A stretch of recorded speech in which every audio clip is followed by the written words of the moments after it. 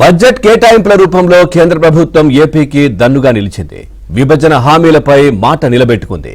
అమరావతి, పోలవరం ప్రాజెక్టులకు నిధులు కేటాయించింది. విశాఖ స్టీల్ ప్లాంట్కు కూడా ఈక్విటీ వాటా మూలధనం సమకూర్చింది.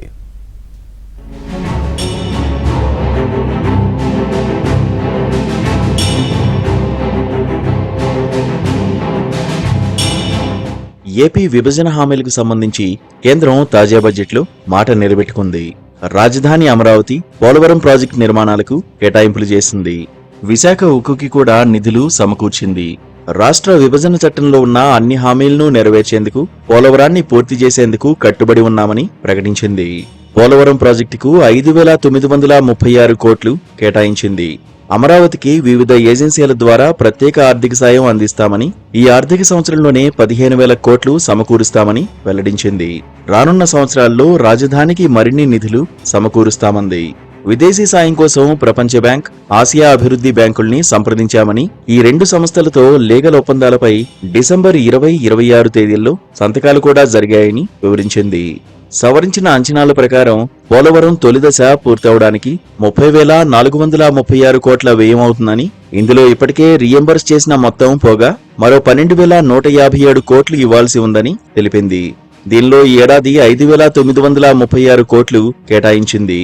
పోలవరం తొలిదశలో 41.15 మీటర్ల కాంటూరులో ప్రధాన డ్యాం పనులు, కాలువల నిర్మాణానికి నిధులు కేటాయించి కొత్త ఆయకట్టు అభివృద్ధికి, ప్రస్తుత ఆయకట్టు స్థిరీకరణకు వీలు కల్పించాలని నిర్ణయించినట్లు ఆర్థిక మంత్రి నిర్మలా సీతారామన్ పేర్కొన్నారు. విశాఖ ఉక్కు కర్మాగారానికి ఇటీవలే కేంద్రం 11,921 కోట్ల ప్యాకేజీ ప్రకటించింది. దీనిలో భాగంగా ఈ ఆర్థిక సంవత్సరం బడ్జెట్లో ఈక్విటీ వాటా మూలధనం కింద 3,295 కోట్లు కేటాయించింది. సాకి ఏదైతే స్పెషల్ అసిస్టెన్స్ ఉందో, ప్రతి రాష్ట్రానికి ఇంట్రెస్ట్ ఫ్రీ లోన్ అనేది ఉందో, మొన్నటిదాకా మనకి 5,000 కోట్ల దాకా వచ్చేది ఇంట్రెస్ట్ ఫ్రీ లోను 50 సంవత్సరాలకి. దాన్ని మేము అడుగుతా ఉన్నాం, దీన్ని పెంచండి. మీరు ఏదైతే 1,00,000 కోట్లని పెట్టుకున్నారో దేశం మొత్తం మీద సరిపోవట్లేదు, ఆంధ్ర రాష్ట్రానికి ఇది 4-5 కోట్లతో అవ్వదు, దీన్ని పెంచండి అని అడగటం జరిగింది. దాన్ని ఎన్హాన్స్ చేస్తూ 1,00,000 కోట్ల నుంచి 1,50,000 కోట్ల దాకా పెంచడం జరిగింది.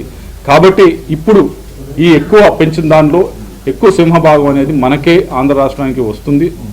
దాని ద్వారా ఏదైతే ఇన్ఫ్రాస్ట్రక్చర్ ప్రాజెక్ట్స్ ఉన్నాయో, పెన్నా గోదావరి లింకేజ్ ఉన్నాయో, ఇవన్నిటినీ కూడా ఈ సాకీలోంచి వచ్చే ఫండ్స్తోనే. విభజన హామీల్లో 2024 నాటికి ఎన్ని నెరవేర్చారో కూడా బడ్జెట్ పత్రాల్లో వివరించారు.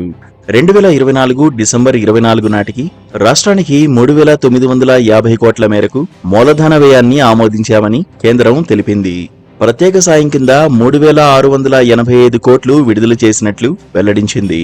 2015 జూన్ నుంచి గత డిసెంబర్ వరకు విభజన చట్టం కింద రాష్ట్రానికి 35,491 కోట్ల ప్రత్యేక గ్రాంట్ మంజూరు చేశామంది.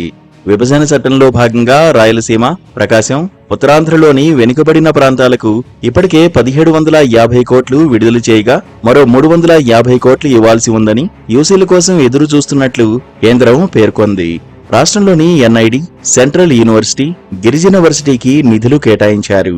ప్రధానమంత్రి స్వాస్థ్య సురక్ష యోజన కింద మంగళగిరి ఎయిమ్స్ కు కూడా నిధులు మంజూరు చేశారు.